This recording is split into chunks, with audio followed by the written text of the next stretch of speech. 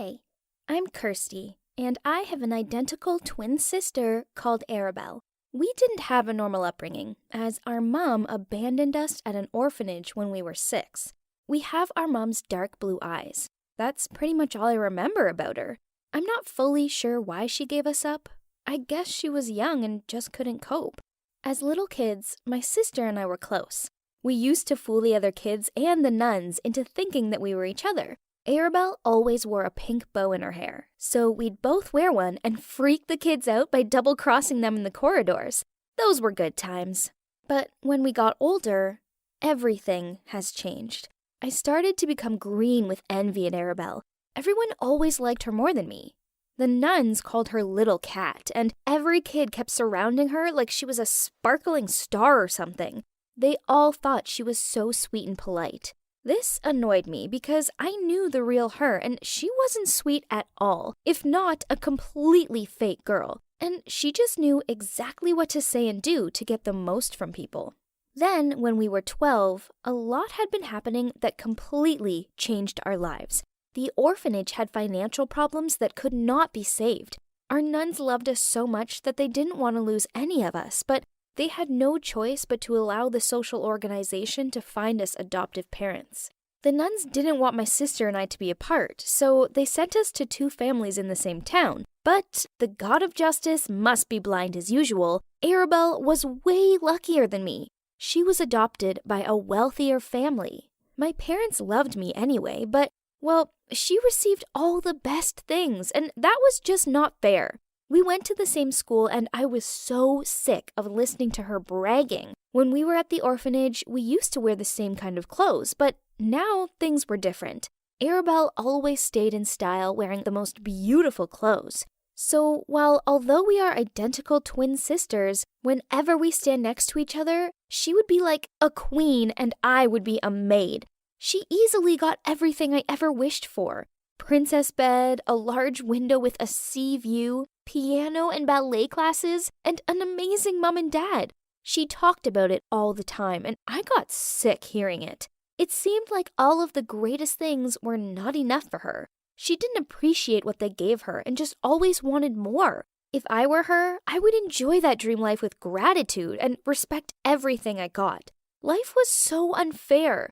Why did Arabelle always have the best while a girl like me was suffering from the day I was born? Adopting one part of a twin made our 2 new families close. My new family was always visiting Arabelle's big house for barbecues and nice dinners. To be honest, I did not want to go there at all. It was not a simple family meeting. It was just an event for her to show up. Her parents were so nice, and just by looking at the way they treated her, I could tell that they loved her so much. They often patted her head and called her Puppy. Arabelle acted all sweet. Then, behind their backs, she said this nickname made her feel sick, as she wasn't 5. No one seemed to realize the truth. Arabelle was absolutely not as cute as they ever thought. She actually was kind of insolent, haughty, boastful girl, and most of all, she was a fake. I remember one time when her mother's birthday party was taking place. Her mom looked stunning in that gorgeous dress, and people in the room just stayed silent for a while to show their impressing. Arabelle pretended to be cute and gave tons of compliments to her mom. But as soon as her mom turned her back on us, Arabelle whispered to me, "Look at her stupid smile. She is thinking that she really is beautiful, while everyone knows that I'm the one who looks stunning here." I was so sick of her double life. She was so lucky living that great life, but she had no appreciation for what she already had. And she was so fake. One time, I tried to unmask her true colors. I tried to tell my parents and our mutual friend about how she'd acted behind their backs, but they never believed me and just told me to stop being mean and selfish. They didn't understand a thing about her real version and even scolded me. I was the one who deserved that life, not that fake loser girl. That was when I decided to make a bigger plan. I wanted to replace Arabelle and live her life. I started staring at her work and copied her handwriting.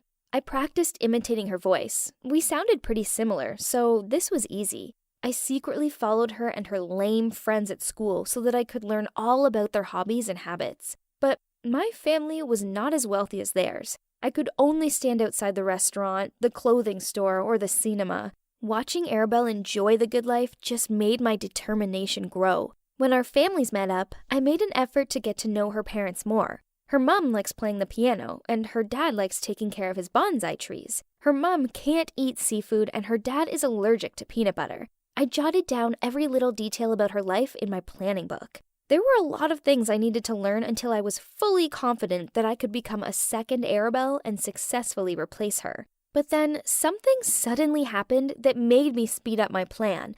This boy called Milo I liked at school started flirting with my sister. And she flirted back. She knew I liked him, but this didn't stop her from agreeing to go on a date with him. She was such a demon. At this point, I couldn't stand her walking around and stealing all the best things I've ever wanted in my life. I had a plan. Back when I was in the orphanage, there was a man who often came to us and said impolitely to the nuns that they should sell him some children to solve their financial worries. Of course, the nuns refused him and kicked him out. He continued to come over a couple of times, and once he gave us his phone number, saying that if any of us got into trouble, we could find him. Then the nun showed up and threatened to call the cops. Well, that was the last time I saw him. I always kept that number because I knew there would be a day I would need it. And that day finally came. I called him, and we came up with a plan to solve my Arabelle issue. He sent her an anonymous message telling her to come to a secluded corner in the park to find out some juicy gossip about Milo. Of course, my nosy sister agreed. The man promised my sister would be sent to another place to work to help him earn money, and she wouldn't be harmed. I left a letter at home saying I'd had enough of the poor life and I'd found a better place to go. I told my parents not to be sad and not to look for me. I hid in a corner of the park and waited for my sister to appear. Then, when they took her, I could easily hop into her life and replace her. There would be no more Kirsty anymore, as I would perfectly be back as Arabelle. Well, the better version of her. Suddenly, I saw a black car stop in the distance. 2 tattooed guys got out of the car. I could see guns in their back. They stopped for a moment to wet a hanky with some liquid thing.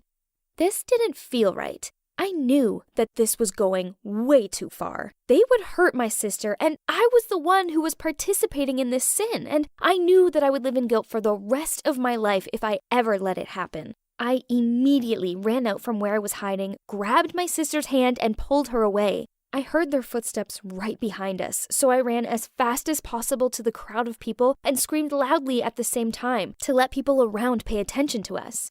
The other 2 men probably gave up when we ran into the crowd. After we got back to her home, I told her that I happened to be walking past and overheard the guys saying they were going to kidnap her. Then I just ran to reach her as fast as possible without thinking. She hugged me and thanked me for saving her life. She said that she always thought that I didn't like her, and she used to feel that way about me, too. Wow. That moment she came clear that she used to think that I was just a gross, dirty girl and didn't deserve to be around her, and she from time to time tried to pretend herself in front of me just to make me jealous. She was so sorry for her selfish mind and promised to change her character for me. I also told her that sometimes I became so mean because of envy, but facing this dangerous situation made me realize how much she means to me, and I will not let jealousy blind me anymore. Turns out, living a great life was that simple. We just need to talk straight and openly with each other to solve the problems between us. As for my parents, they read the letter I left them and got upset. We had a good talk, and I realized I was being the ungrateful one. Yes, so they didn't have as much money as Arabelle's family did, but they were good people who cared about me. Arabelle hadn't been the only selfish one. I'd been selfish too. Life's good, and Arabelle and I are getting on better than ever. Still, the guilt from what I planned eats me up. Should I come clean about what really happened, or should I keep it a secret and carry on like normal? I mean, it's not like anyone was hurt, right? I walked into the cafeteria and gulped. The only free seat was next to Joanna, one of the weirdest girls in school. She was always sitting alone, and usually I'd avoid her because people said she didn't speak much and was totally shy. But somehow, I felt kinda sorry for her. I mean, how bad could it be? Well, famous last words. It was bad. I sat down with a smile, but she just glared at me and grunted, "Go on then. Throw me your worst insult." I was confused and said, "Oh, no, I just wanted to sit here and say hi. Are you okay?" Suddenly, Joanna started speaking at 1,000,000 miles per hour, telling me that of course she wasn't okay and that she had to see a therapist every day. Then she showed me all the pills she had to take and said she had crippling anxiety. I was shocked. Overwhelmed with TMI, I felt uncomfortable and thought of leaving, but then she grabbed my hand and said, "We're friends now, right? I've never had a friend in my life before. You're the first person I've really been able to open up to. Not even my parents know how hard it is for me." Whoa, I couldn't leave her now. I patted on her shoulder and told her I'd happily be her friend. I mean, it would just be spending some lunch together or grabbing a coffee at most. It'd be fine. However, Joanna's interpretation of a friend was slightly different from mine. 3 days later, I got back from the library quite late, so I went straight to my room as usual and started changing, only to find Joanna right behind me as I turned around. I almost woke up the whole building with a scream of fright. "Oh, hey, Rumi," she said with a big grin. What? This was insane. Rumi? What do you mean? But she just laughed and said she'd felt very lonely in her dorm on her own, and seeing as I had a double room, she'd asked the dorm supervisor if she could move in with me. I guess it wasn't so bad. I mean, I got lonely too sometimes. So that night, we stayed up super late chatting. And to be honest, it was actually nice to have a roomie. We became quite close. And a few nights later, we were having a movie night. Joanna turned to me and said, "Carrie, there's something I need to tell you." Oh no, surely there wasn't any more disturbing things left. How did this girl cope? But then she started blushing and said, "I have a crush on someone. His name is Mitch." Oh gosh, I knew exactly who she was talking about. "Joanna, he's bad news. He's a total womanizer. You're way too good for him." At least, that's what I said, but what I meant was that he was only into popular girls. He'd never go for a girl like Joanna. Joanna didn't take it well. "You're jealous, aren't you? I bet you have a crush on him too." "Well, I confessed, so he's mine." "Huh, you're welcome to him. I never fancy someone like Mitch. I'm not that kind of girl."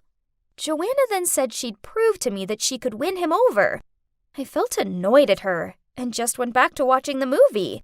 For a second there, it felt like my life had way more drama than ever before, and I started regretting ever sitting at her table that day.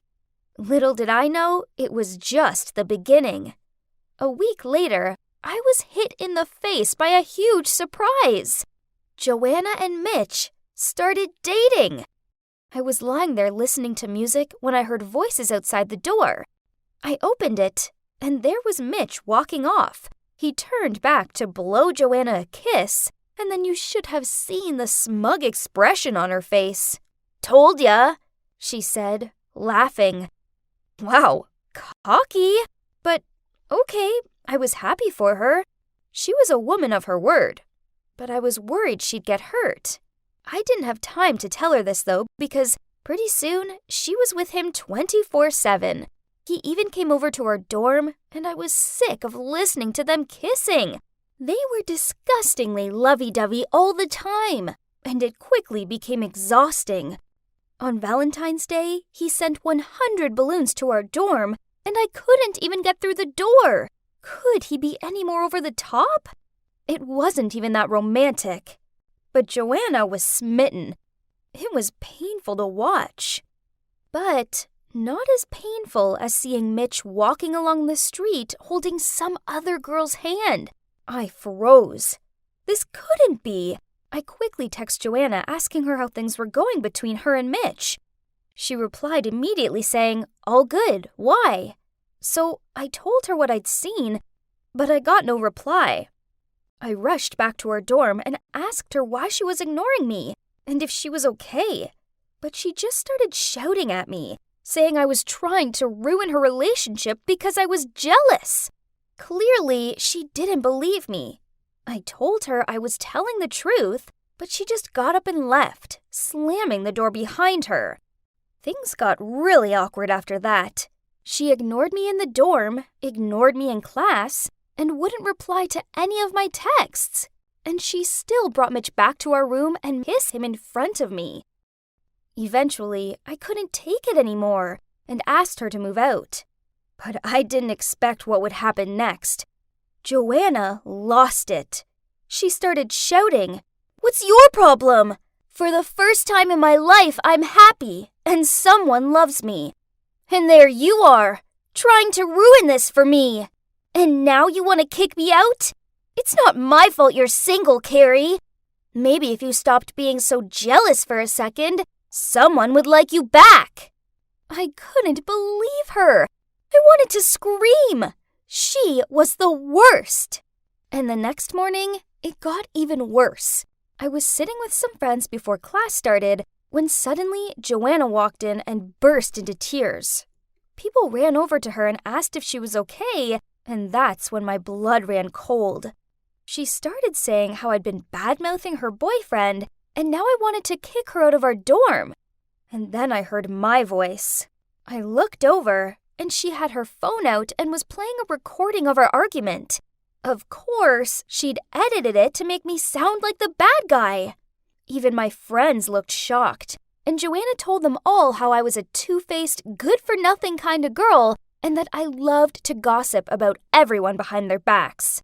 I tried to explain to everyone that Joanna was lying and that she was just angry, but everyone looked at me in shock. It was like they believed her. I was stunned. The next day, I noticed Joanna showing my friends some photos on her phone. They were screenshots of texts from me, but she'd edited them to create a total monster out of me. One time, Joanna had messaged me laughing about how my friend Valerie had the worst hairstyle ever, and I joked that she must have cut it by herself. And there was the message where Joanna talked about how Mitch said his ex, Anna, who was also our class president, must have been flirting with the economics teacher to get good grades. And I said, "Has Anna sunk that low? Not only having an affair with a married man, but basically committing academic fraud? I don't think she would do that, though." But of course, Joanna had cropped out the last sentence, and she didn't show her parts in the conversation either. By that way, I looked like the worst friend ever. I tried to tell them what Joanna was doing, but they were too hurt to believe me. But that's not all. You see, Joanna had sent these messages to the whole school. For the rest of the day, people were coming up to me and telling me I was nothing but a mean girl. And then at lunch, I went to sit in my usual spot with my friends, and suddenly they all jumped up and left me there alone. I could hear everyone whispering about me. And then the most popular girl, Amy, came over to me and said I was a disappointment to this college, and I didn't even deserve to be here. I couldn't hold back my tears, so I rushed back to my dorm. But standing there with her arms folded, blocking the door, was the dorm supervisor. She said that she'd received reports about my behavior and that I had 1 week to move out of the dorm. I didn't understand. What had I done? Apparently, people had told her I wanted to get her fired. And then I remembered Joanna saying those exact words and asked me how she could report to the manager. So I'd sent her a text explaining how to report her. Oh my gosh, she'd even used that against me? This was too much. I went to find Joanna. I was furious. She was ruining my life. When I got to class, I planned to show everyone our full chat conversations, unedited. But I didn't get the chance because Joanna was sobbing hysterically, and everyone was comforting her. She was saying how living with me was torture, and that she had to take medication to deal with me. "Enough! How dare you!" I screamed. "Why are you doing this to me? What did I ever do to you?" Joanna, of course, started crying even louder, and everyone stared at me like they wanted to kill me. I walked out of there feeling completely empty. I'd lost my friends, my dorm, my reputation, and every last bit of dignity, all because of that snake. I still didn't know what I'd done wrong. The more I tried to understand it, the more everyone defended Joanna. It was useless. No one listened to me. Eventually, I ignored them all, moved out of the dorm, and acted like Joanna didn't exist. Fortunately, I made some new friends that loved and trusted me and never twisted my words. As for gossiping about me that everyone else still did, I learned to block it out. And then about 4 months later, I got an email from Joanna. I was shocked. She said, "Carrie, I'm sorry. You were right all along. Mitch was cheating on me, and I should have listened to you. Please forgive me. I'm begging you. I'll do anything to make it up to you. I'll confess to everyone. Please, let's just be friends again. I miss you." Ha! Not in a million years. I deleted the email right away. There was nothing that she could do to ever make it up to me. She'd ruined my life, and I was done with that toxicity. Good riddance.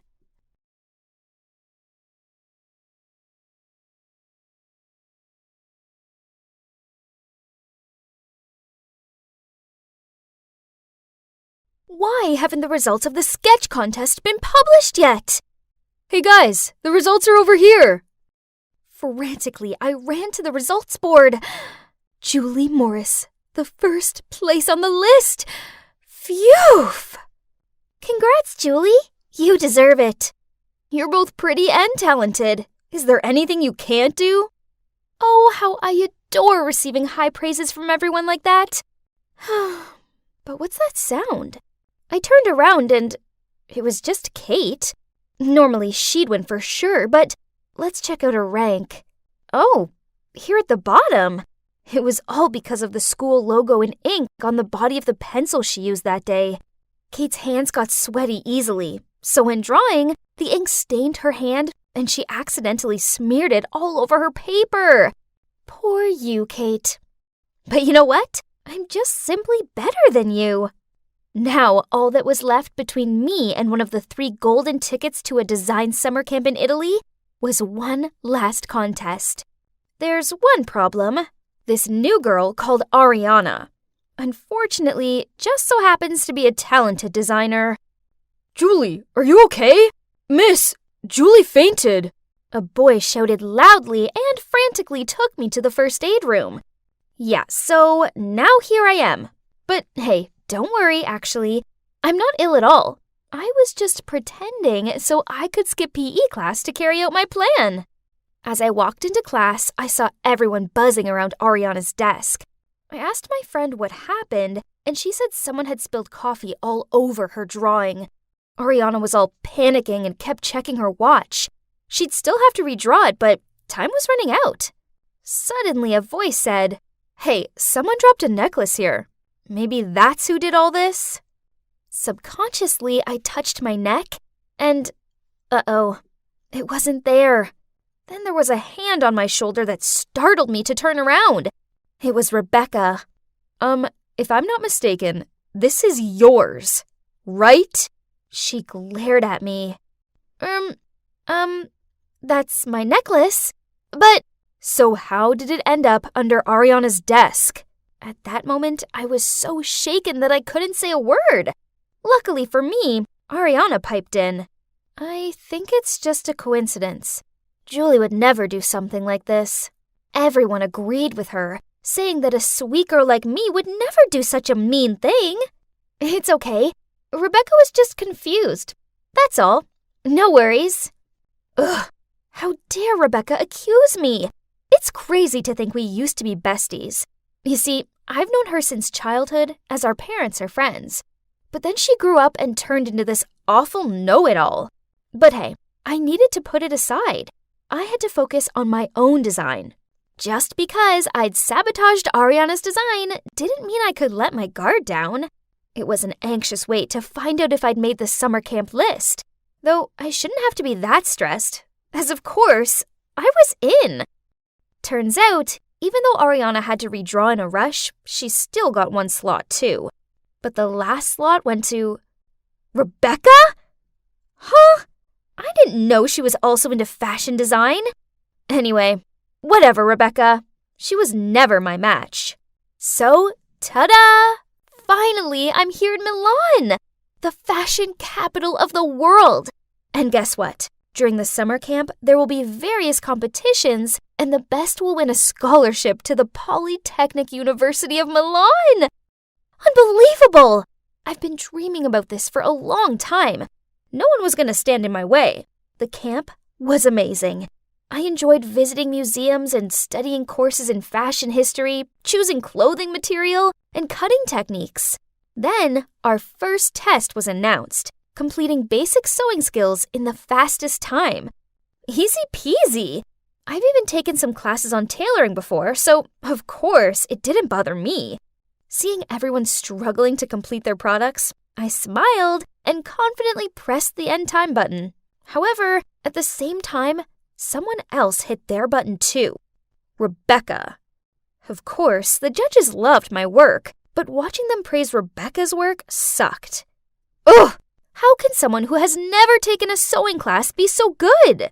The 2 weeks of summer camp flew by, but then the last challenge arrived, which would decide the winner.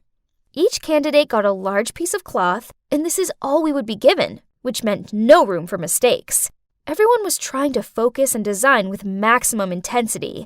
I glanced at Rebecca, who seemed to almost be finished with the dress. And to be honest, her white dress looked quite simple but elegant. Suddenly, it got me anxious. Ugh! Since when did she become such a pain in the neck? We had a little break at noon, so everyone went out for lunch. Meanwhile, I stayed back a little longer trying to finish the test. I just didn't feel like eating, knowing that my dress was not perfect yet. But only, I wasn't able to concentrate on my design. I kept staring at Rebecca's mannequin instead. Should I do this or not? If anyone finds out, then everything will be over. But if I lose, then my dreams will be shattered anyway. Something inside of me kept urging me to go straight to Rebecca's work and immediately splash ink on that white dress. My heart thudded with a mixture of excitement and guilt. Then I quickly fled the scene. When everyone returned to the room and saw Rebecca's dress, they gasped in shock. Huh? Why was Rebecca the only one not panicking? She calmly took a brush, dipped it in the inkwell, and walked towards the dress. Then she started splashing ink over it. What was she playing at? My question was immediately answered when a very unique ink-patterned dress appeared in front of my eyes. Worse still, the judges' faces lit up when they saw it, and they highly appreciated her problem-solving skills.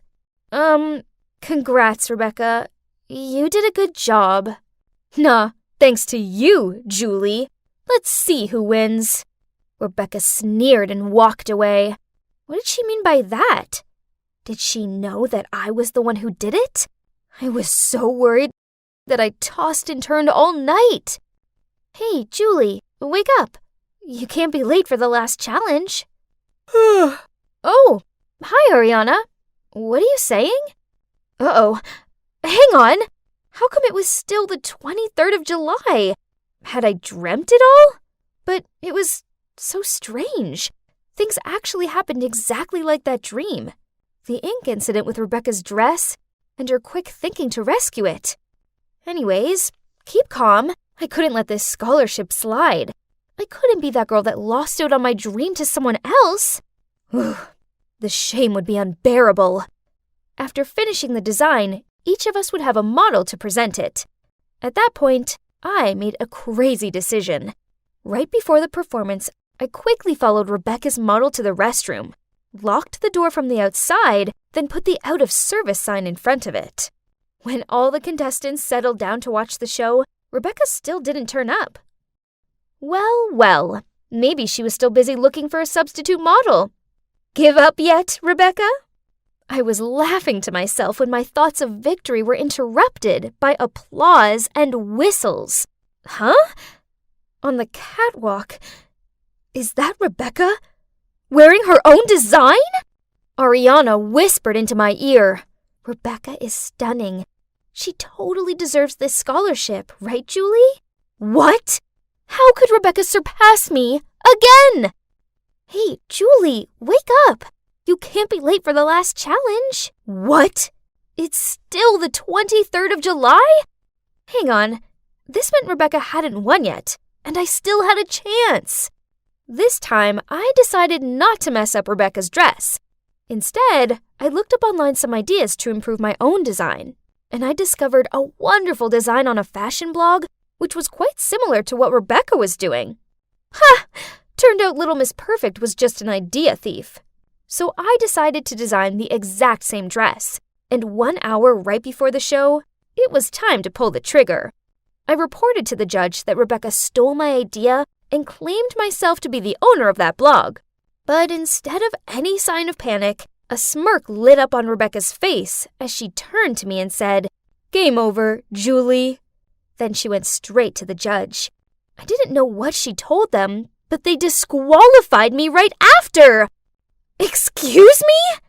I couldn't breathe or think or anything. I pointed at Rebecca and yelled, "She's the thief! There's something wrong here!" Then Rebecca calmly approached me. "Nice try, Julie, but your dirty tricks won't fool me. I know it was you that ruined Kate and Ariana's projects. And guess who is the real owner of that blog? Yep, me." I stared at her in shock as she continued to talk about the real reason why she stopped being friends with me. She said it was all because of my jealousy, which had turned me into such a mean girl. "Julie, you're beautiful and talented. You need to believe in your own abilities instead of sabotaging other people's work. Don't be that type of person." I woke up sweating. I reached for the phone and it was still the 23rd of July. Ugh! Would this day please be over already? But maybe this was good, as this meant I had a chance to put things right. Lunchtime arrived, and I lingered behind and looked at Rebecca's perfect dress. I hovered my hand over the ink bottle, but then I left it where it was. Sighed, then walked back over to my own dress. So, what happened? Well, Rebecca still won, but you know what? It's okay. I tried my best, I didn't cheat, and, well, Rebecca's dress was a worthy winner. After the competition, I saw some of the other girls congratulating Rebecca, so I walked over and tapped her on the shoulder, and giving her a sincere smile said, "I just wanted to say congrats. Your design's amazing." "Thanks, Julie. I really love your dress too. Your stitching was so precise." Okay, so I didn't win, but I did learn a valuable lesson. I should always give 100% in what I do, instead of wasting so much time and energy trying to ruin things for other people.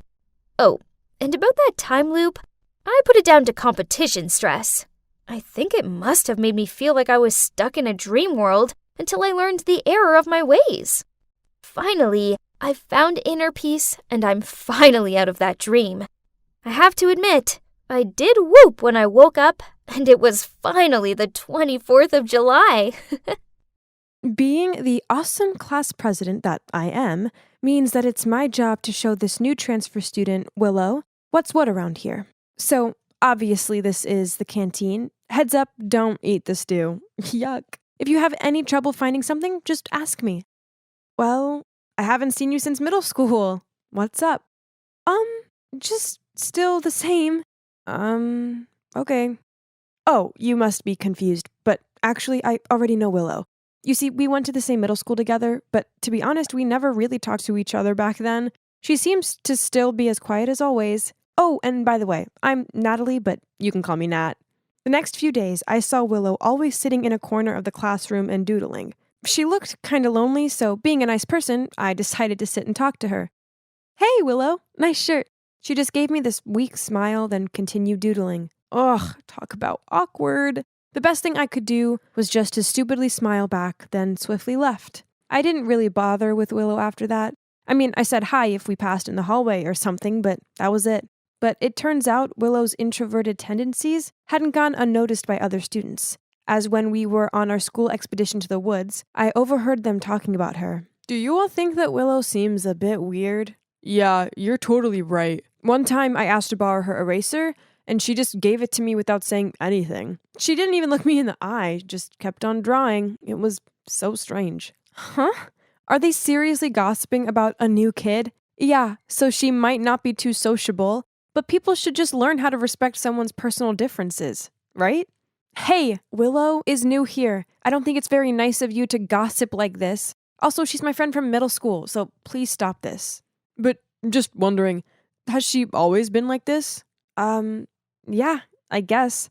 Actually, I was quite surprised to see her in our class. In middle school, her grades weren't that good, so it's kind of odd that she's in the top set with us. I could see the whole group was looking at me with surprised eyes.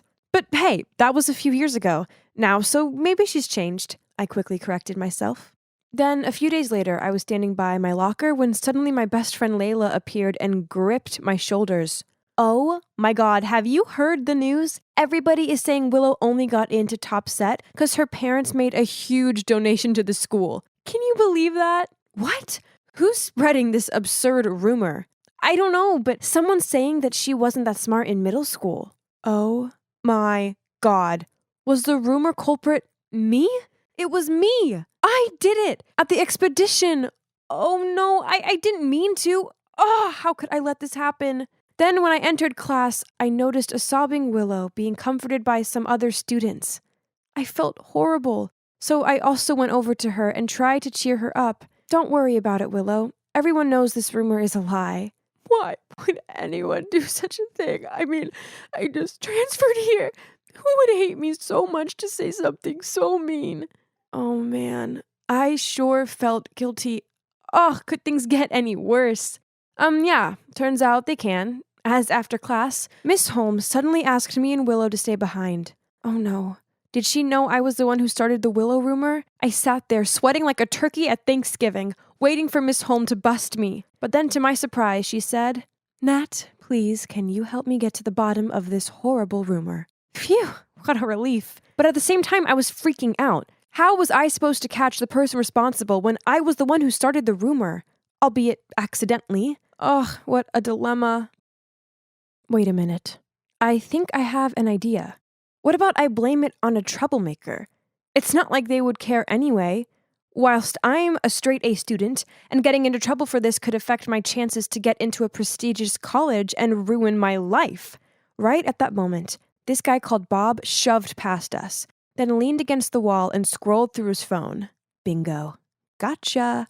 I put one hand against the wall and gave him a suspicious look. Hey, Bob. How you doing? Fine. So, about this Willow rumor? Who did you hear it from? Bob just shrugged and continued staring at his phone. Or did you do it? Maybe you were bored. So you spread the rumor to tease the new girl. Am I right? Or what? Only by then Bob looked at me. What? Are you crazy? I don't know this Willow girl. Besides, I was off all last week sick. Now leave me alone. Oh man, this was a massive fail. Now what should I do? I needed a minute to think.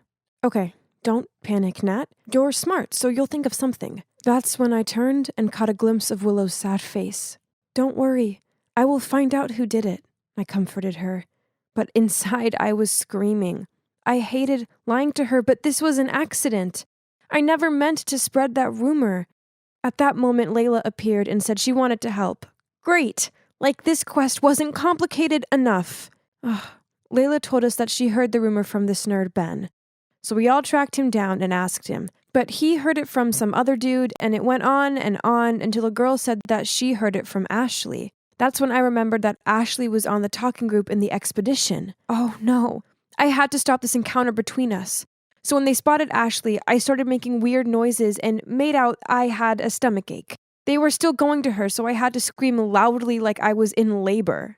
In the medical room, I continued screaming as if I was in a lot of pain. The nurses diagnosed that it might be appendix pain, so I immediately needed to be transferred to the hospital. I instantly stopped screaming as soon as I heard that and said, it's just that time of the month. Phew, that was close. But at least I've successfully stopped them from investigating Ashley. Well, I spoke too soon, because right that second, Ashley walked into the medical room, but thank God she didn't mention me. Instead, she said Carl told her about it. Phew. To my luck, Carl was absent today, so the manhunt had to end here. It would unfortunately continue tomorrow, though.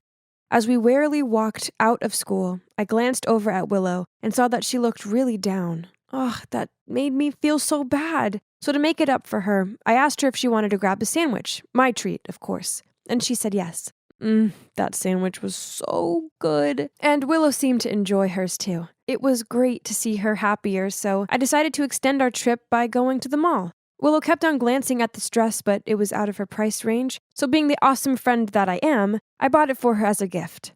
Well, that's the least I can do after everything I'd done to her, right? But then I noticed something weird. When I was standing at the counter to pay for it, I turned around and saw her smirking. Then when she saw me looking at her, she immediately smiled and thanked me for the dress. So strange. The next day, the rumor scavenger hunt continued. We cornered Carl and questioned him, but he couldn't remember where he heard it from. Layla asked him to think carefully, and he just shrugged and said he had no idea. Layla got suspicious, so she immediately reported him to the principal's office. I didn't even have a chance to stop her.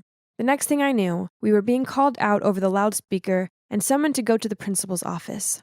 Then Carl confessed that yesterday he got an anonymous message via Facebook saying that they were willing to pay him if he agreed not to tell the name of the person who told him the rumor. He showed us his phone, but all the messages and the user account didn't exist anymore. That's right. I was the anonymous user who contacted Carl yesterday.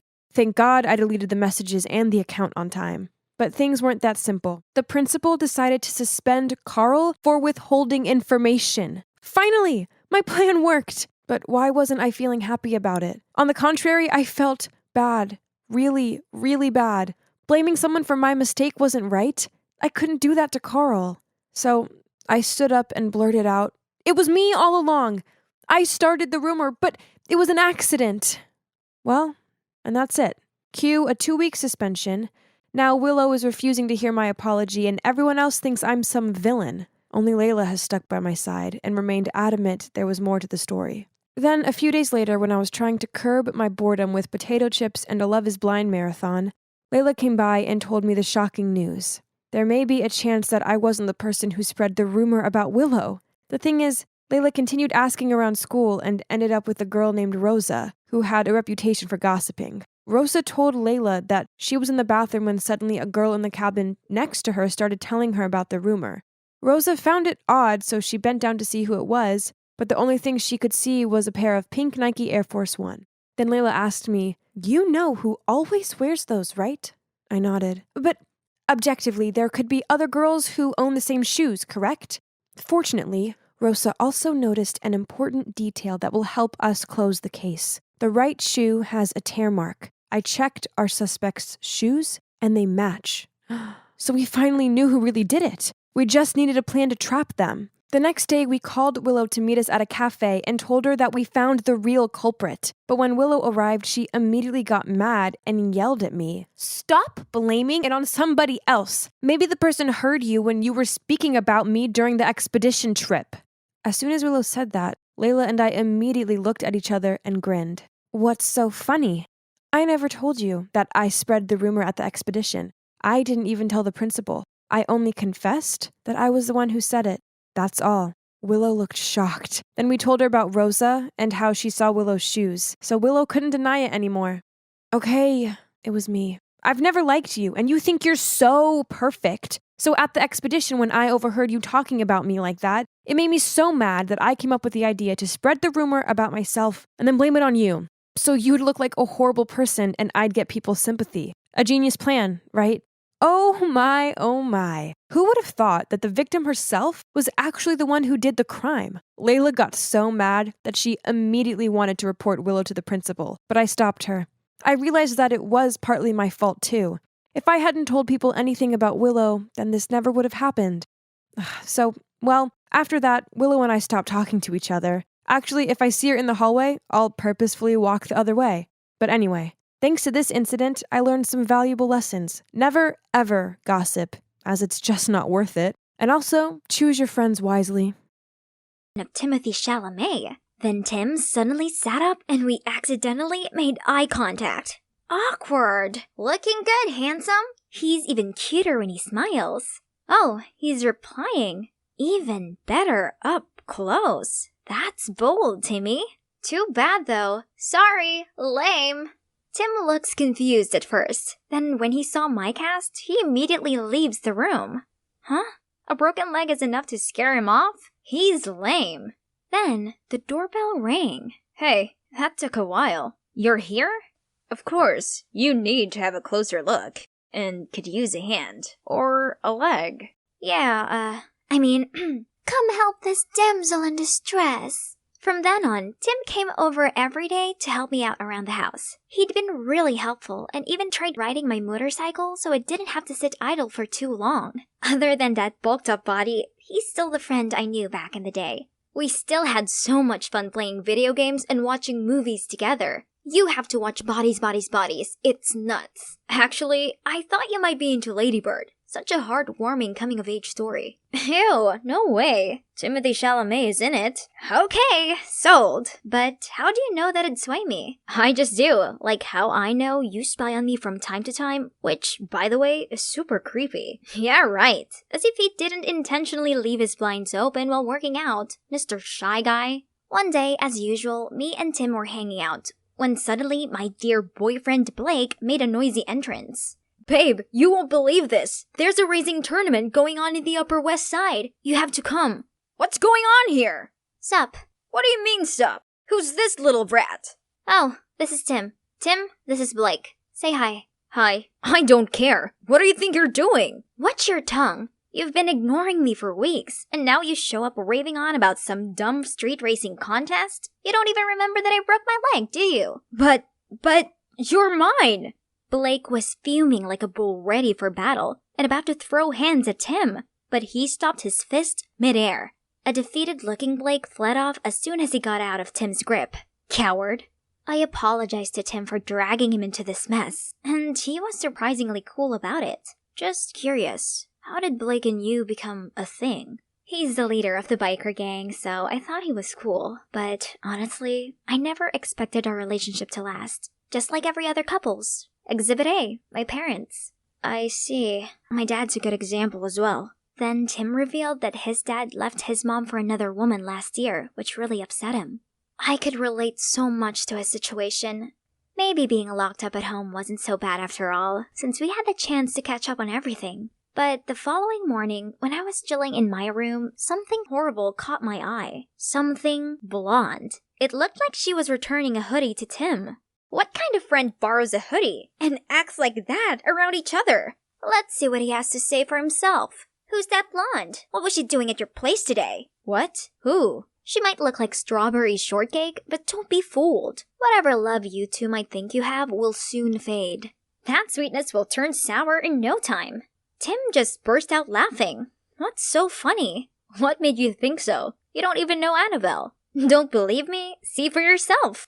I then showed him all of the secrets I'd uncovered in our seemingly quiet neighborhood. First off, the couple from number 9 were both having affairs. The daughter from number 11 was using her boyfriend to hide her real relationship with another girl. And last but not least, the Carpenters, who seemed like suburban couples goal, actually had a far from blissful life due to Mr. Carpenter's drinking problem. In conclusion, there's no such thing as real love. I see your point, but on the other side of the spectrum, genuine love does exist. Tim points the camera towards the Cunninghams. I'm not buying their poster couple act. Then, one day, Tim said he had to work overtime at the library to prepare for an event with, you guessed it, Annabelle only. I had to hide my anger as I watched him drive off with Blondie.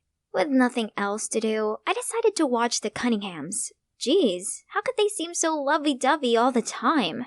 I wanted to take my mind off of Tim, but the more I observed them, the more I thought about him with that Barbie. That's when I saw a book that Tim borrowed for me from the library. Looks like it's time to return it. I Ubered there, but there are many people here as well. Why did Tim say that the two of them would be here alone?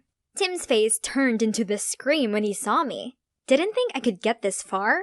Hi, don't mind me. I'm just here to return this. You should have just given it to me. Oh god, no. I can see that you're busy with Annabelle, isn't it? Yeah. How do you know my name? Oh, let's see. You remind me of that creepy doll who's also an absolute nightmare. Tim then immediately dragged me away. See? He's caring for me, not you, Annie. However, the fun was interrupted right away when I saw Blake outside. "Time for you to pay." Tim immediately stood between Blake and me, but to our surprise, Blake signaled for his goons hiding close by to show themselves. Clearly outnumbered, I tried to stop the situation from getting worse. "Let's be civilized here. We can sort this out without violence." "You're right, babe. We can settle this with a bet. Whoever can do the trick that broke Lex's leg and top it off with the Akira slide can have her fair and square. The loser has to back down. First of all, I'm not some kind of trophy. Second of all, that stunt is incredibly dangerous. Right, Tim? Sounds worth it, though. Have both of you lost your minds?" Tim went first, and even though he flunked it, he managed to land without a scratch, while Blake landed on his face. Of course, that fiasco got the whole gang so embarrassed, they scrammed immediately. But I was still so annoyed. "Congratulations, you won absolutely nothing." Not that I didn't care about him, I just couldn't stand his recklessness anymore. The next day, I was woken up by a doorbell. "So, what are you here for?" "Sorry about last night, but if you stayed longer, I could have told you that I did what I did because I like you. Romantic styles.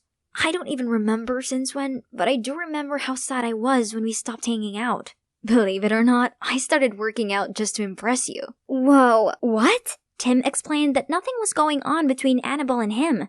They were simply co-workers. And he made up that whole thing about being alone with her at the library to see my reaction. What do you say? I can make you believe in love. Tim, don't be ridiculous. Love isn't anything like the movies. It's merely a temporary chemical reaction in your brain that makes you think you're really feeling it. Come on, just give it a chance. No, look at my parents, your father, all the families in this neighborhood. If you ask me, your feelings for me right now will fade, just like mine with Blake. I'm sorry for wasting your time. I thought I was special enough for you to take a leap of faith. Now I know how wrong I was." He then left without another word. When Tim closed his blinds, honestly, I felt a sting in my chest. This is for the best, right? I can't deny the uneasiness I felt without Tim. It's not that he didn't want us to make up. I just didn't know how. Seeing how happy and smiley he was with her, my uneasy feeling only grew bigger. Is this what they call love? No. It's not real. Happy-looking families are not actually happy, and the Cunninghams are just good at faking it. What's that I'm hearing? Are they fighting? I saw the husband suddenly punch the wall with rage, then push the wife. I no longer had eyes on them, but could hear a huge commotion over there. What on earth is going on? Panicked, I called the cops right away. Wait a second, that means their happy marriage really was fake. I excitedly limped across the street to tell Tim about my discovery, then dragged him over to the Cunninghams' front lawn. However, when the cops arrived, both of them answered the door perfectly fine. Turns out they already knew about my spying, and were so annoyed by it, they decided to pull a prank on me. Great, my curious neighbors have also witnessed this whole humiliating ordeal. But the worst part was seeing the disappointment on Tim's face. You have to stop being so stubborn. Not every family is like yours. I couldn't say a word, not even when the cops gave me a warning. That night, I tossed and turned as Tim's words wiggled around my mind. Suddenly, something caught my attention. It's from Tim's house. Some flashlights were moving around. I tried calling Tim, but he didn't answer. Of course, he'd be in deep sleep by now. Calling the cops was useless because of that very recent embarrassing incident. That's it. I'm doing it myself. Out there on Tim's front lawn, my heart was beating like crazy. Thieves! Thieves! The startled thieves turned around, so I blared the air horn, then shouted, "Freeze! Stay where you are! Hands over your heads!" But obviously, I, a teenager with one working leg, never actually expected any criminal to stand still. They quickly got a hold of me, and right when I thought my life was over, "Get away from her!" Tim, thank goodness! Other neighbors also came and stopped the thieves. Tim called the cops, and this time they reported to the scene ASAP. Phew, that was insane. Mrs. Jones, Tim's mom, thanked me and invited me to stay the night. It's really nice of her, even though she burst out laughing when I explained the situation with the Cunninghams. When Tim went to grab some drinks for us, she asked me why I was alone in this condition. So I spilled everything about my family. Contrary to her reaction just now, she showed me sympathy. From her experience, love didn't always have a happy ending, but it doesn't mean it's not real. Tim's dad and I had genuine feelings for each other. It's just that over time, things changed. We're open to accept this and be honest with each other. That's what real love is. I wouldn't change a thing, and I would still fall crazily in love with him, despite knowing we would eventually break up. Because that's how I got Tim, the second real love of my life. Her words hit different. Maybe I'd given love a bad name. You're right, love is not at fault, and Tim is so lucky to have a loving mom like you. Meanwhile, my parents don't just hate each other, they put it all on me too. Bet you, even tonight's incident won't make them care. I see where you're coming from, but why don't you just give it a try? Their reactions might surprise you. So I called them up, and guess what? They both sounded concerned on the phone and said they'd come home as soon as they could. See, I told you so. It's all right now. Timmy, please show Lex where she'll be sleeping. That was really brave of you. Being all heroic out there despite your whole situation. I wouldn't have risked my life if it wasn't for what? I'm all ears. For you. I'm sorry I overreacted. The thought of becoming a boring old couple who hate each other bugged me. But then I realized if we were together, we wouldn't have to be that. We could be like the Cunninghams. That doesn't sound too bad now, does it? I guess not. Next morning, I woke up to my parents' call. They actually kept their promise this time. My mom explained that she thought Dad was home to take care of me, while Dad absent-mindedly assumed Mom only left in a fit of anger and was going to return soon. So they really do care about me. They just have a terrible way of showing it. They stayed together, thinking it would be best for me. But the unending tension and bickering was eating us all up from the inside. This incident opened their eyes, so they agreed to have a peaceful divorce while still looking after me together. I'm finally free from the cast, but I actually feel even more liberated than before. Is this the power of my newfound belief in love? Is it because I've realized that love was around me all along? I'm not sure myself, but who cares? Alex and Timothy signing off.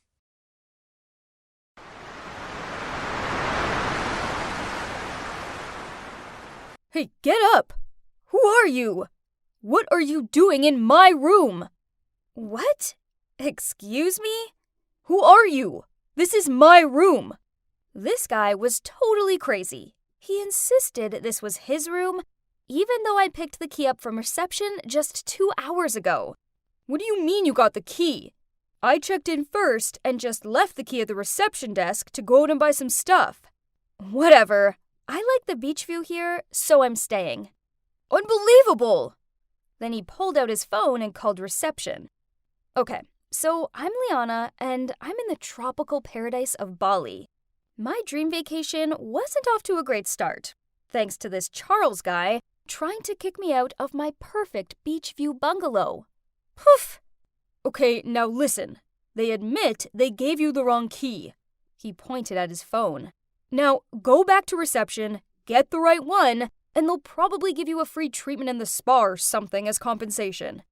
No chance. I frowned at him. I like this room. How about you leave and go and enjoy a free spa treatment or whatever? Hell no! He growled at me. I paid for it, so I'm staying put. After that, we continued to quarrel until I felt a pain in my chest. And the next thing I knew, I'd fainted. Ugh. I guess it was just far too hot here for arguing. He put a pillow under my head and said, "Miss, you can stop pretending now. Wake up." I had a feeling he was staring at me, but I didn't move. Fine. Keep on playing your little pretend games. But I'm not leaving this room either. Silence. He must have given up. But then I felt a weight next to me on the bed. Without a second thought, I opened my eyes and leaped off the bed. Oh, turns out he wasn't trying to harm me. Instead, he was just sitting on the side and opening his laptop. Oops. He rolled his eyes, told me to go, and then started typing away.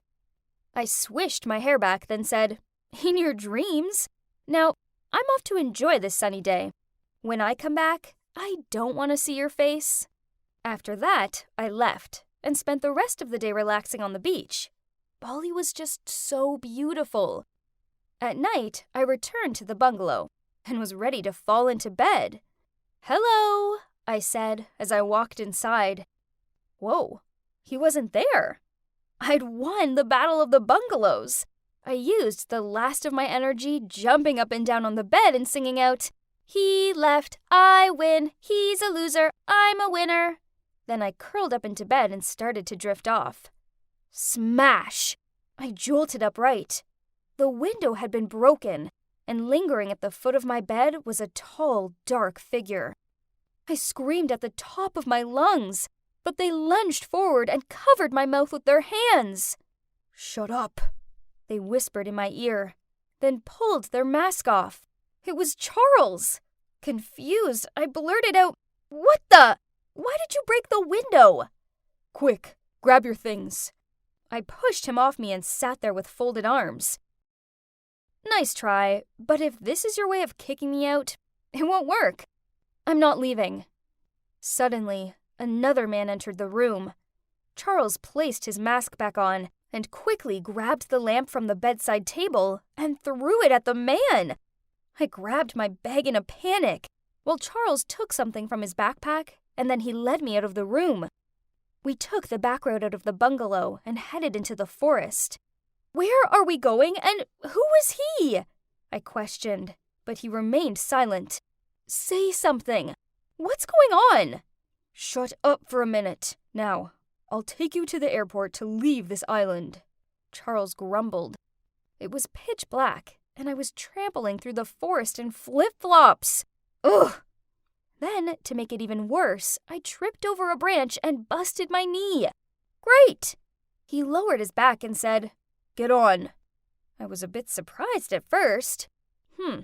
Maybe he wasn't as mean as I first thought. After a while, he decided we should rest in the forest till dawn. Charles fell asleep the second he hit the ground. I couldn't sleep, and then I thought back on the incident in the bungalow. Thinking about it, I remembered Charles grabbing something from his bag. So I crept over to him and slowly reached for his pocket to see what it was. Suddenly, he grabbed my arm tightly. "Charles, let me go!" I hissed out. My arm started to hurt. "Ouch!" "Look, this is a dangerous business I'm in," he said as he let go of me. "I'm trying to keep us both safe." Okay, I could really see worry in his eyes, so I muttered out, "Fine," then rubbed my arm. After a ridiculously uncomfortable night of zero sleep, he nudged me at dawn and told me to start walking. He took my hand and led me forward. I guess it was nice that he was so focused on protecting me, but, why did he keep looking at his phone? Are we lost?" I asked. He kept his eyes on the screen and shook his head. Then he led me into the other direction, and then another. Yep, we were so lost. After what felt like hours of walking in circles, I slumped down on a rock and pulled a water bottle out of my bag. "Let's just find the hotel," I suggested. "No, we can't. Going back is more dangerous." "But, fine. Can you at least tell me why we're sweating our butts off out here?" "I suppose I've implemented you," he sighed out. "Still, you have to take this to your grave." "I won't tell. Promise." "They're after this." He took a USB stick out of his pocket. "The president of the company I work for is carrying out illegal activities, and this is proof." "Whoa, you're like James Bond!" I smiled as I passed him the water bottle. "Hardly." He laughed. Then he thanked me as he took the water and drank half of it without hesitation, then offered me the rest. He told me he was working for another company and had been sent in to investigate. "So, you're betraying the president?" I asked skeptically. "Kind of. Yes. By the way, I know you just wanted a nice vacation, but I've accidentally dragged you into this mess. I'm so sorry." "Don't worry. I guess this is kinda exciting. But this is the summer getaway with the most insects I've ever had." I swatted a mosquito away. I heard him laugh, but hang on. Why was he all blurry? I slurred out, Is your head heavy? Then I saw him faint in front of me, and a few seconds later, the world turned black. I flickered open my eyes. My head hurt. I was tied to a chair. And so was Charles. There were some scary-looking guys staring at us. Oh no, this couldn't be good. One man walked over to Charles and in a stern tone said, "Charles, hand over the USB, and no one gets hurt." "I don't know anything about a USB," he muttered out. "I don't want to give out threats with her here.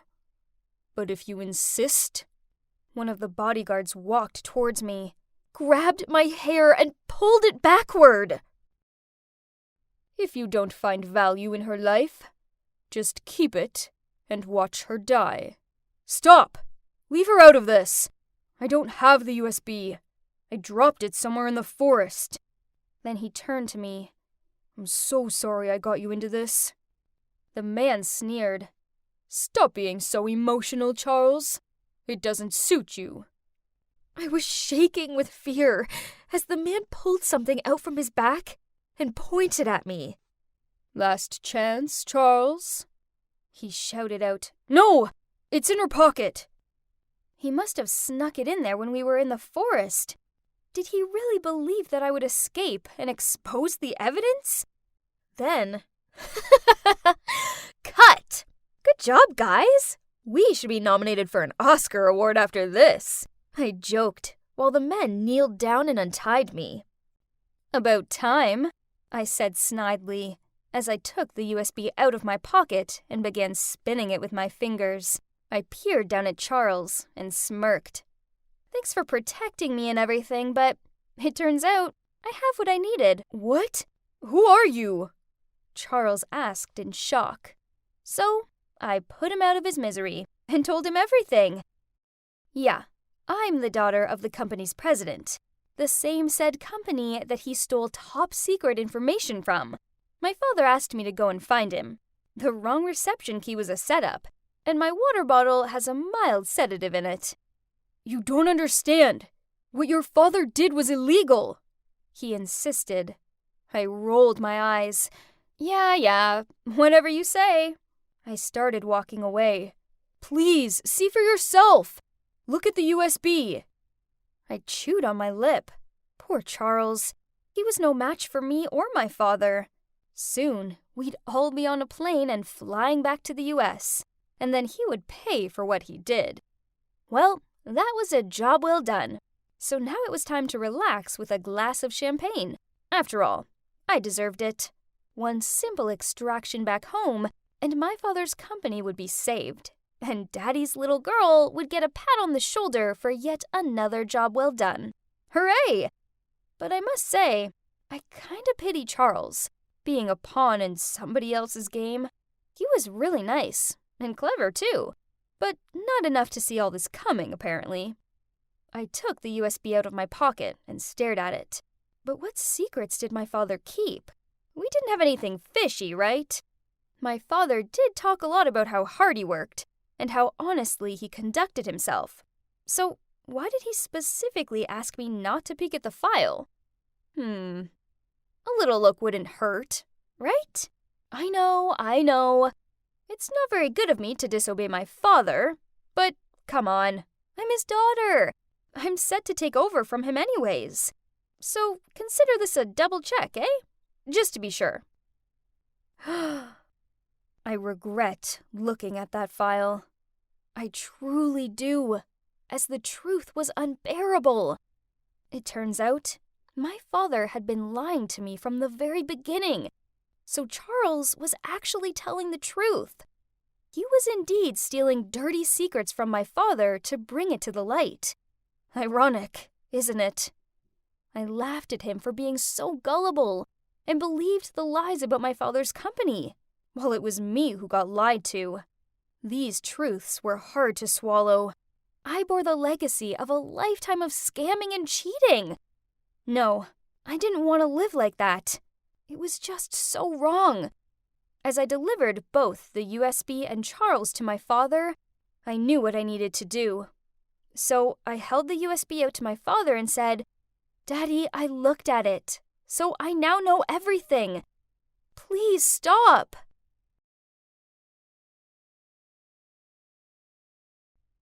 Leanna, so your father turned himself in and will be in jail for a while.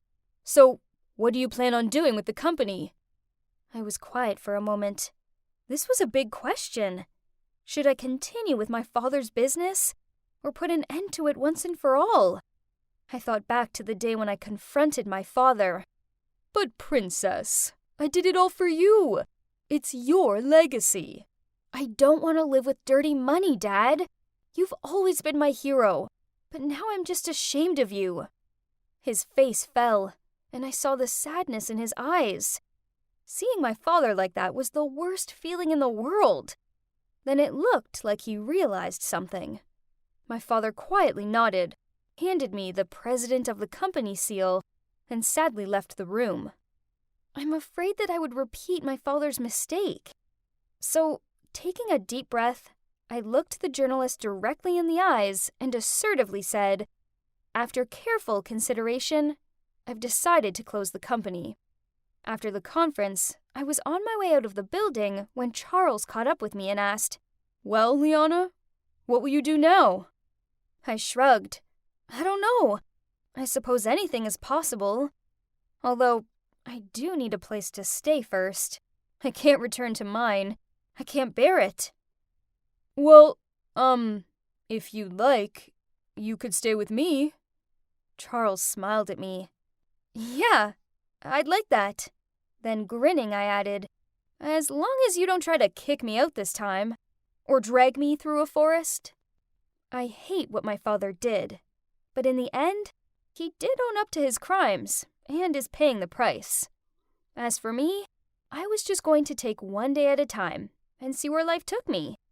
And if that just so happened to involve a certain James Bond wannabe, then so be it.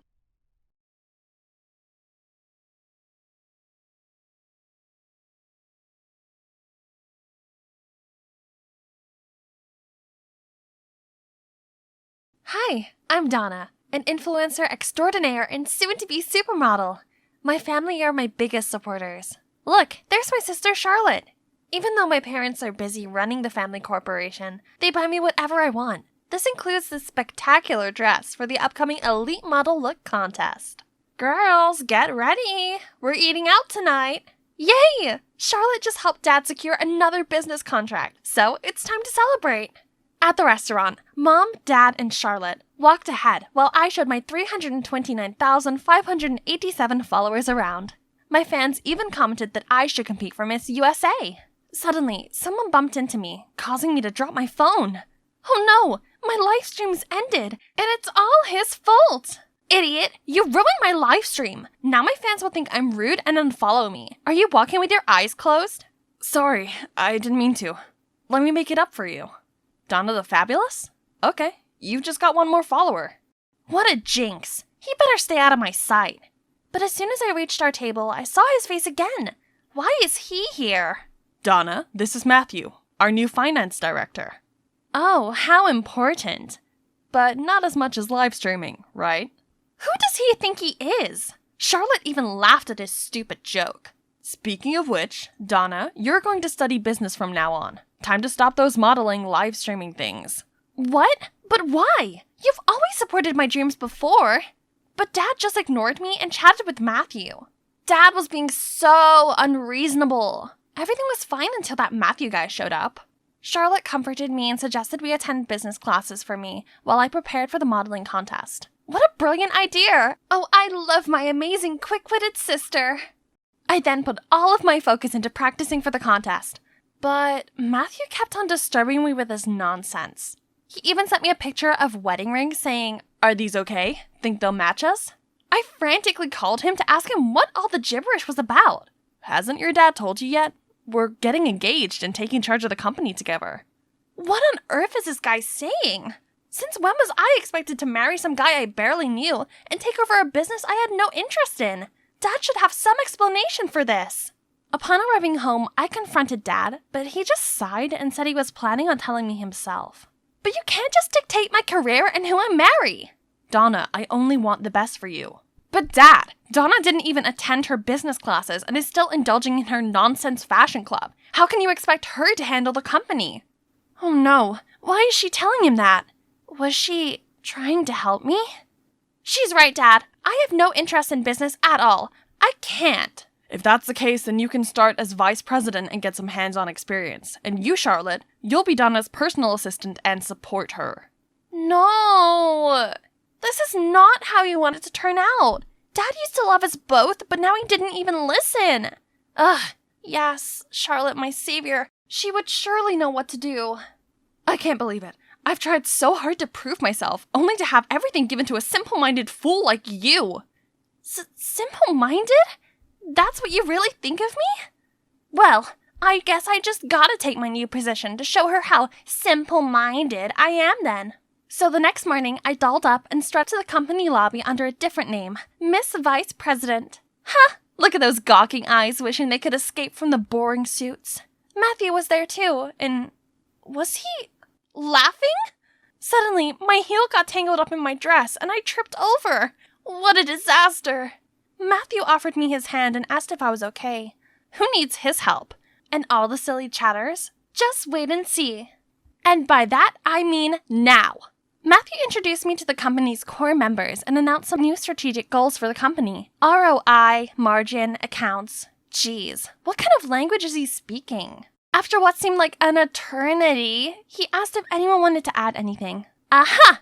I, of course, couldn't miss a chance to show my leadership. This office is seriously lacking some colors. Violet blinds would be a good start, and some motivational pictures really help boost productivity. Oh, you mean putting up motivational quotes? Oh, please, no. Motivation comes from the all-time fashion greats. You know, Bella Hadid, Tyra Banks, Kendall Jenner. Everyone gawped at me, while Charlotte furiously signaled me to stop. Everyone here is so boring!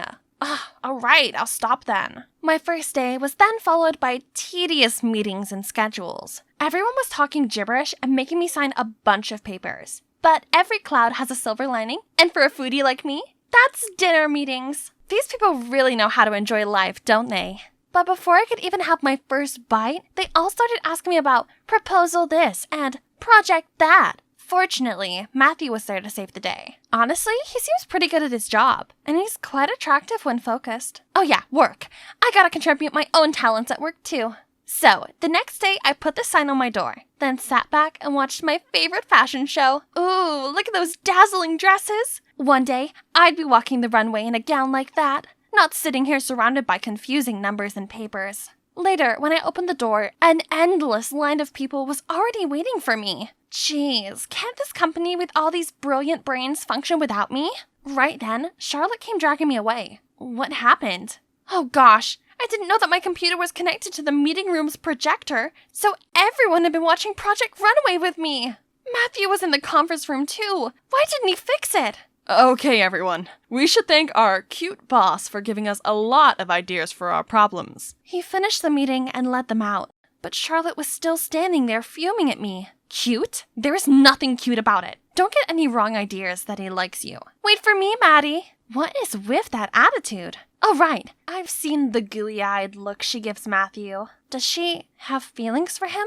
Before I could pry further, I was sent to Millen for another stupid meeting. Feeling bored, I watched a fashion show to kill time when someone startled me from my side. I personally think this collection is overrated. Oh, sorry if I scared you. I'm Brian. He then gave me his business card, and wow, he's the CEO of a modeling firm in France. Are you coming to the Fashion Week too? I wish. I actually came for work. What a pity. There's a modeling contest this week.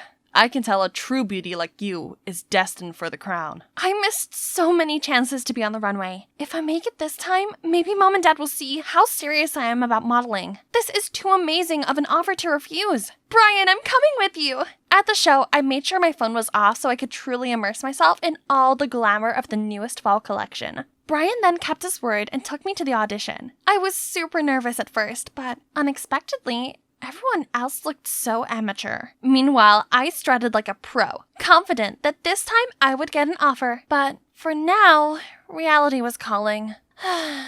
As soon as I turned on my phone, a zillion missed calls from Dad and Matthew popped up. This screamed trouble, so I quickly got Brian's contacts and returned home. There, Charlotte went all banshee shrieking mode on me, accusing me of being irresponsible and selfish for skipping the important meeting. Dad, if you don't do something about this, Donna will destroy the company you've worked so hard to build. That's right. But instead of yelling at her, you should have been there to help out. I'm so disappointed in you, Charlotte. Oh God. Charlotte's face turned pale immediately. Dad should be scolding me, not her.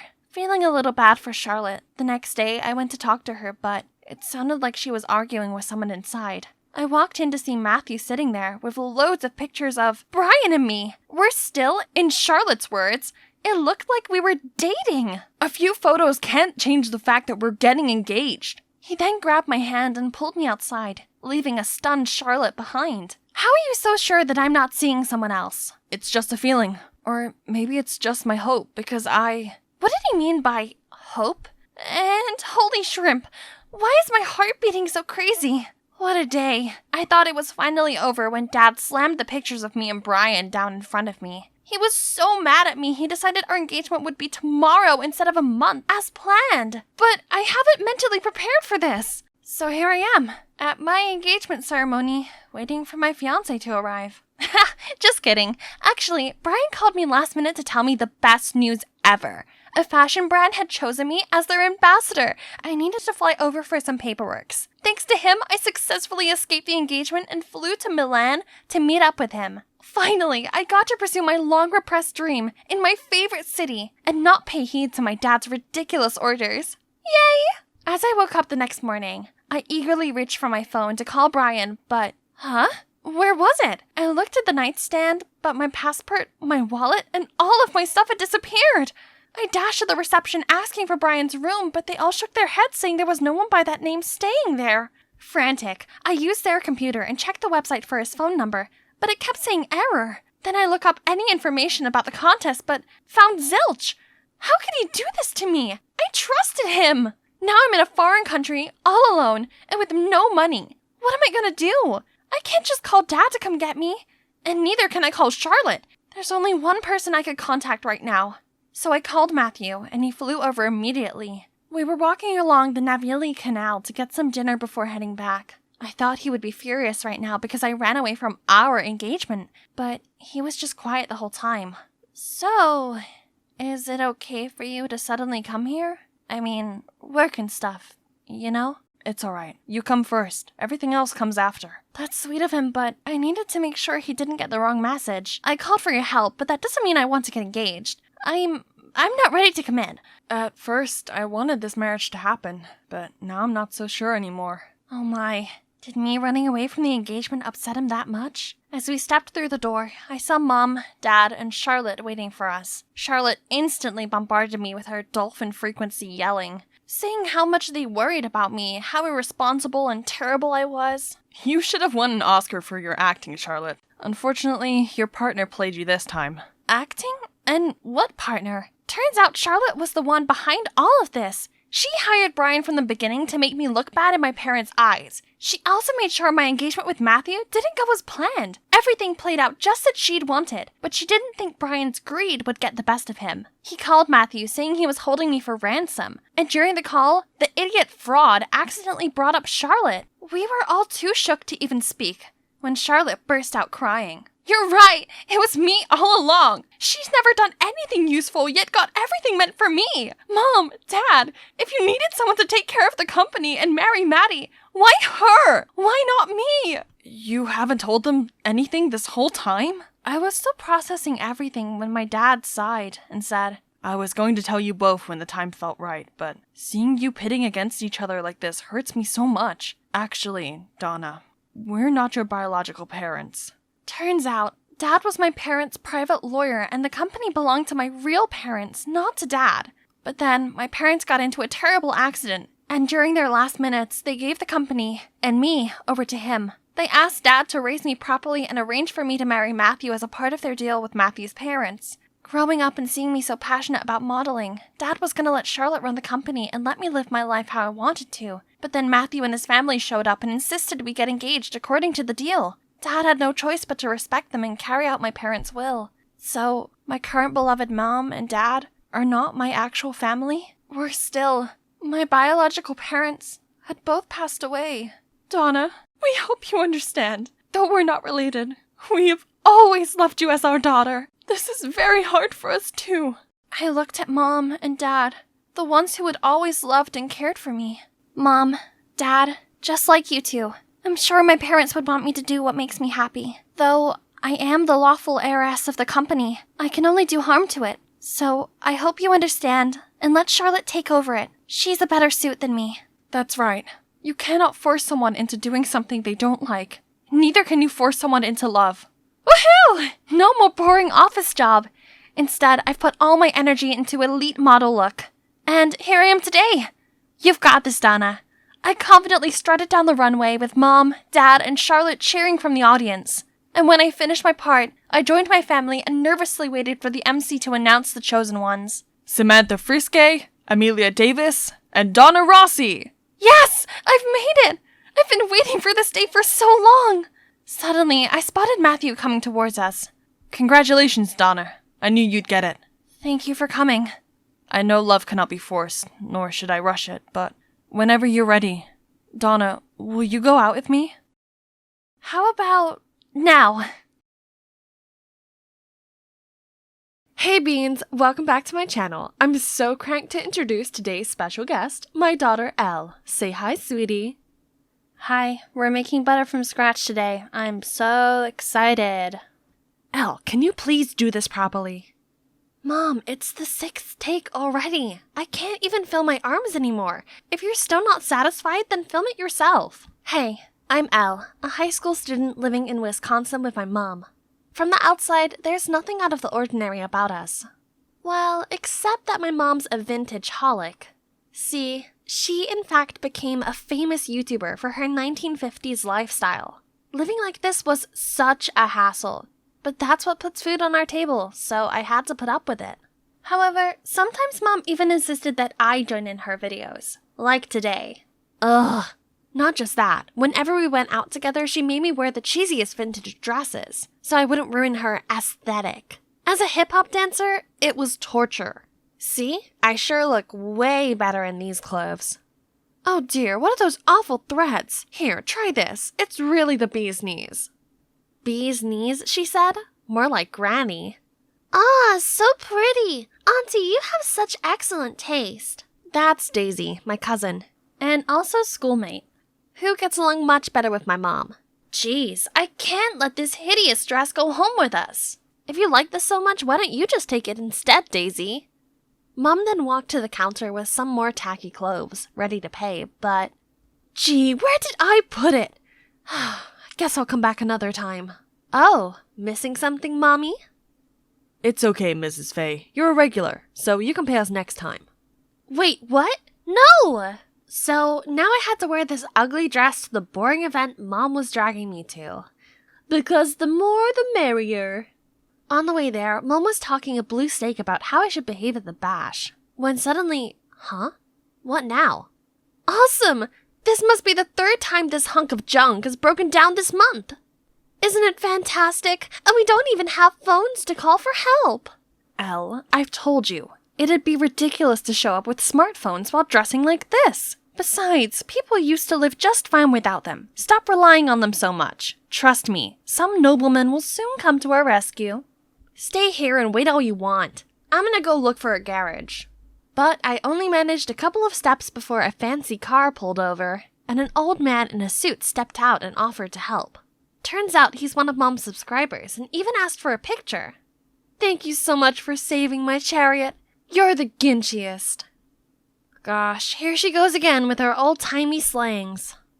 Eventually, we reached this Antsville, and as soon as we arrived, Mom immediately ran to her celeb friends and posed for photos, leaving me lost and confused. While I was trying to navigate through this madness, some whispering caught my attention. Isn't that Faye? She's so extra. I can't even get past the first 5 minutes of her videos. Oh yeah? And still, Mom thought the whole world was her fan. I don't get why she wanted to be here with these fake people that much. I was not having any of that stuffy place, so I went outside to get some air. As I wandered along the street, I spotted a group of teenagers dancing to old school hip-hop. This is right up my alley. But wait, this stupid dress. My jam is coming on, though. So, letting my adrenaline take over, I joined the crowd. Everyone seemed impressed and even made room for me to shine. Then one of them joined me. I was really feeling it when a familiar screeching voice startled me. Elle, what on earth are you doing? Agitate the gravel, now! Then Mom dragged me to the car and drove me straight home. Gringles, do you understand that if anyone sees you like that, the perfect image I've built all these years will be in ruins? Pfft, then don't drag me into these things. Do it alone. Mind your manners. You should find something more practical rather than dancing like those good-for-nothing lazy bums. I'd had enough. Furious, I stormed into my room and stayed there all night. The next morning, I woke up to the rumbling sound of an empty stomach.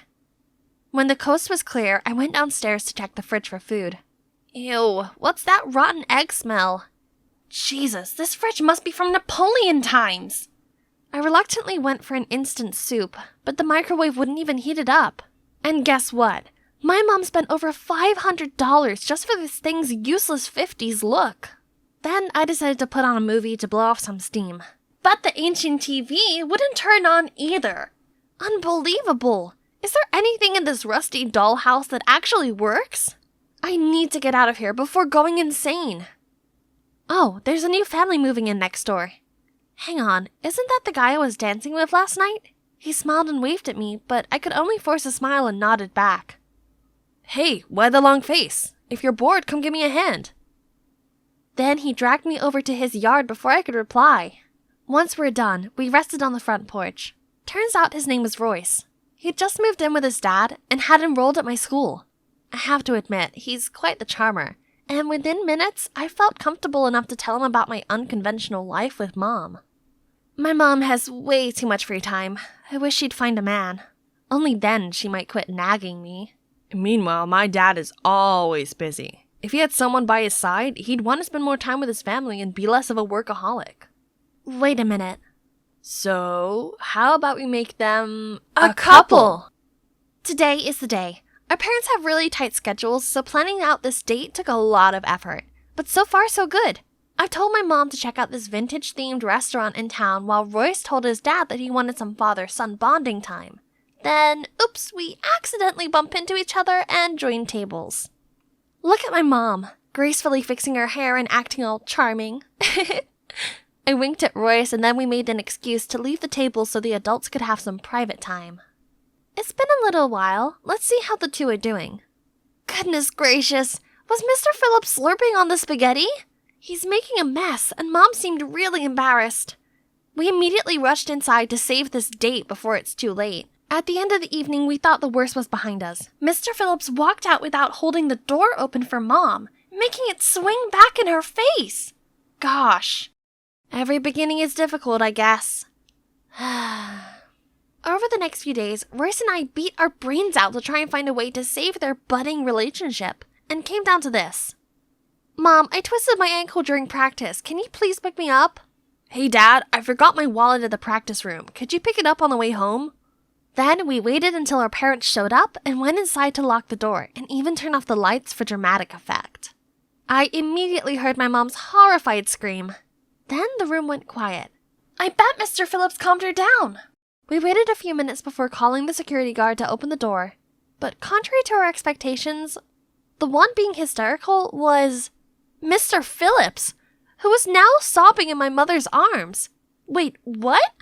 Turns out Royce forgot that his dad, who always sleeps with the light on, is in fact nyctophobic.